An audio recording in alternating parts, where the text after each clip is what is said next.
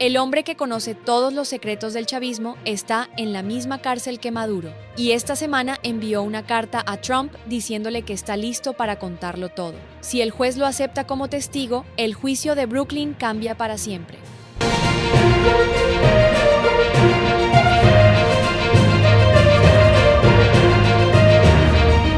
El hombre que conoce todos los secretos del chavismo está en la misma cárcel que Maduro, y esta semana envió una carta a Trump diciéndole que está listo para contarlo todo. Si el juez lo acepta como testigo, el juicio de Brooklyn cambia para siempre. Buenas noches, mi querido espectador. Este domingo 27 de abril de 2026 hay una noticia sobre el proceso de Brooklyn que no está recibiendo la atención que merece y que esta noche vamos a analizar hasta el fondo. El exgeneral Hugo Carvajal Barrios, conocido en Venezuela como El Pollo, el hombre que durante años fue el jefe de inteligencia militar del chavismo, el equivalente a J. Edgar Hoover para el régimen de Hugo Chávez, podría convertirse en el testigo estrella del juicio contra Nicolás Maduro. Y al mismo tiempo, el gobierno de Estados Unidos aceptó esta semana que el gobierno venezolano pague la defensa legal de Maduro y Cilia Flores, poniendo fin a la disputa que llevaba meses amenazando con dejar a los acusados sin abogados. Dos noticias que juntas dicen una sola cosa. El juicio de Brooklyn acaba de volverse mucho más complejo, mucho más dramático y mucho más inevitable de lo que parecía hace apenas 2 semanas. Para entender quién es el Pollo Carvajal y por qué su posible testimonio es tan devastador para Maduro, hay que entender primero el lugar que ocupó en el sistema chavista durante más de 2 décadas. Carvajal no era un funcionario más, era el hombre de los secretos. Dirigió la Dirección General de Contrainteligencia Militar, la DGCIM, el organismo más temido del Estado venezolano, señalado por organizaciones de derechos humanos por torturas, detenciones arbitrarias y persecución sistemática de opositores. Era el hombre que Chávez llamaba cuando algo tenía que desaparecer. Era el hombre que sabía qué movimientos de dinero, qué contactos con las FARC, qué envíos de cocaína, qué operaciones del cartel de los soles pasaban por el aparato del Estado venezolano. Durante más de 15 años fue el guardián de los secretos más oscuros del chavismo, y ahora quiere contarlos todos en un tribunal federal americano. La historia de cómo Carvajal llegó a esta situación es en sí misma una historia de traición, cirugía plástica, fuga internacional y cooperación con la justicia americana que merece ser contada desde el principio. En 2019, cuando Maduro enfrentaba la presión de la oposición encabezada por Juan Guaidó y el reconocimiento internacional comenzó a dividirse entre los dos pretendientes al poder venezolano, Carvajal tomó una decisión que lo cambió todo. Rompió con Maduro, anunció públicamente su apoyo a Juan Guaidó y huyó de Venezuela.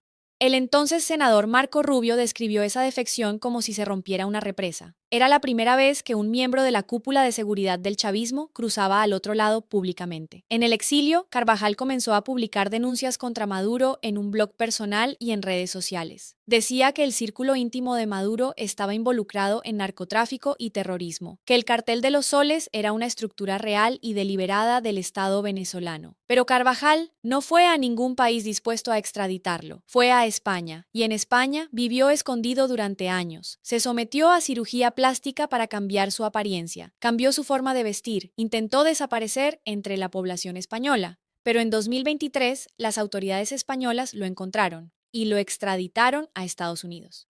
En 2025, Carvajal se declaró culpable en un tribunal federal de 4 cargos: narcotráfico, narcoterrorismo, conspiración para poseer ametralladoras y conspiración para importar cocaína. Los mismos tipos de cargos que ahora enfrenta Maduro, la misma red, el mismo expediente. Con una diferencia, Carvajal se declaró culpable. Maduro dice que es inocente. Y entonces llegó diciembre de 2025, un día después de que Trump indultara al expresidente hondureño Juan Orlando Hernández, que cumplía 45 años de prisión por narcotráfico. Carvajal envió una carta directamente a Donald Trump, una carta que CNN obtuvo y que su abogado hizo pública. En ella, Carvajal le decía al presidente de Estados Unidos que deseaba expiar sus malas acciones del pasado para que Estados Unidos pueda protegerse de los peligros que presenció durante tantos años. Apoyo plenamente la política del presidente Trump hacia Venezuela, porque es una medida de autodefensa y se basa en la verdad, escribió Carvajal.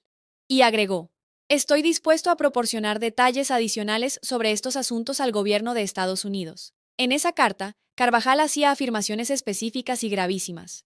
que Maduro coordinó políticas deliberadas para inundar territorio estadounidense con drogas y criminales, que el régimen venezolano utilizó el Tren de Aragua como herramienta de desestabilización contra la sociedad americana, que el narcotráfico fue usado como un arma de guerra coordinada desde el más alto nivel del gobierno venezolano. Ahora bien, ¿qué señales concretas indican que Carvajal está en camino de convertirse en testigo cooperante? Hay tres indicadores que los expertos legales están leyendo como señales casi inequívocas. El primero es el más técnico, pero el más revelador. La semana pasada fue pospuesta la audiencia de sentencia que tenía programada Carvajal para determinar cuántos años pasará en prisión. No se fijó una nueva fecha. El abogado neoyorquino Renato Stabile, que representó al propio Juan Orlando Hernández en su proceso, dijo que eso es una posible indicación, aunque no una confirmación, de que Carvajal está llegando a un acuerdo con la Fiscalía. Y agregó algo demoledor. Sería sumamente inusual que la sentencia de Carvajal siguiera adelante si está cooperando con las autoridades estadounidenses. Dicho de otra manera, si Carvajal va a testificar contra Maduro, los fiscales no tienen ningún incentivo para sentenciarlo antes del juicio porque hacerlo reduciría su credibilidad como testigo. El segundo indicador es aún más revelador. El nombre de Hugo Carvajal ya no aparece en la base de datos pública de reclusos de la Oficina Federal de Prisiones de Estados Unidos. Está en custodia federal, pero no aparece en el registro público. Eso, según múltiples abogados especialistas en derecho federal consultados por los medios, es una de las señales técnicas que más frecuentemente indican que un detenido está en un programa de protección de testigos o en un proceso de cooperación activa con la Fiscalía. La desaparición del registro público no es un error burocrático, es una decisión deliberada del sistema para proteger a alguien cuya cooperación está en curso. El tercer indicador es el perfil que los expertos le asignan a Carvajal como testigo potencial. El exfiscal Dick Gregory, que participó en el juicio por narcotráfico contra el exlíder panameño Manuel Noriega en 1988, uno de los antecedentes más directos del caso Maduro, consideró muy probable que Carvajal sea preparado para prestar declaración por parte de la Fiscalía. Y el exfiscal federal, Neama Rahmani, le dijo al New York Post que Carvajal representa precisamente el perfil de testigo que suele ser presentado en este tipo de casos federales. Alguien que estuvo adentro, alguien que participó, alguien que tiene información de primera mano sobre las decisiones que se tomaron en la cúpula. Ese tipo de testigo, cuando decide cooperar, es el más devastador que puede presentar una fiscalía. Y si Carvajal testifica, lo que tiene para decir es potencialmente el material más explosivo del proceso. Su abogado Robert Feitel le dijo a la Associated Press que el exgeneral posee información de extraordinaria importancia para la seguridad nacional y la aplicación de la ley en Estados Unidos. Esa frase no es publicidad de abogado, es la descripción de alguien que estuvo en el centro del aparato de inteligencia y narcoterrorismo del chavismo durante 15 años. Si Carvajal sube al estrado y cuenta lo que sabe sobre el cartel de los soles, sobre los envíos de cocaína coordinados desde el Estado venezolano, sobre el uso del Tren de Aragua como herramienta de presión contra Estados Unidos, sobre las decisiones que Maduro tomó personalmente en ese aparato criminal, la defensa de Maduro no tiene ninguna respuesta disponible que pueda contrarrestar ese testimonio, porque Carvajal no está hablando desde fuera, está hablando desde adentro. Y ahora la segunda noticia de esta semana que cambia la dinámica del proceso. El gobierno de Estados Unidos aceptó que el gobierno venezolano pague la defensa legal de Maduro y Cilia Flores. Eso pone fin a la disputa que el abogado Barry Pollack había llevado al juez Hellerstein, argumentando que la OFAC estaba bloqueando el pago y violando los derechos constitucionales de los acusados. El juez Hellerstein había dicho: no voy a desestimar el caso.